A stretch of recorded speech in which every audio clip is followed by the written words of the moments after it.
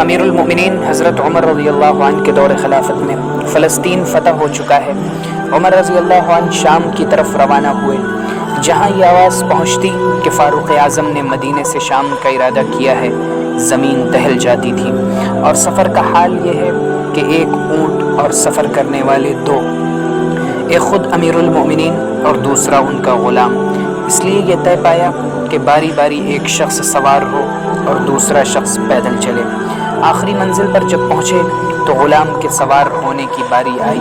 ادھر دارالسلطنت شام میں اسلامی افواج امیر المؤمنین کے استقبال کے لیے صف بستہ تھی، اور مختلف قوموں کے بہت سے لوگ اس عظیم الشان منظر کا نظارہ کرنے کے لیے جمع ہو گئے تھے کہ گرد راہ سے ایک اونٹ نمودار ہوا۔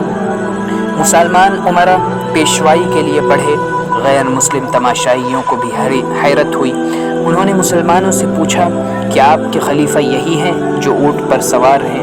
اس پر ایک مجاہد نے جواب دیا، نہیں، ہمارے خلیفہ وہ ہیں جو پیدل چل رہے ہیں، اونٹ پر ان کا غلام سوار ہے۔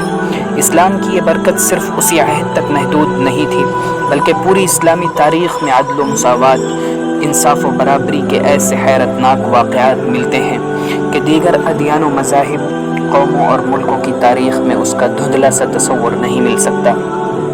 آج پوری دنیا میں جہاں کہیں بھی حقوق انسانی کا نعرہ، برابری و مساوات کی صدا سنائی دیتی ہے، وہ کوئی تسلیم کرے یا نہ کرے، وہی صدائے محمدی ہے جس سے آج تک انسانیت فیض یاب ہو رہی ہے۔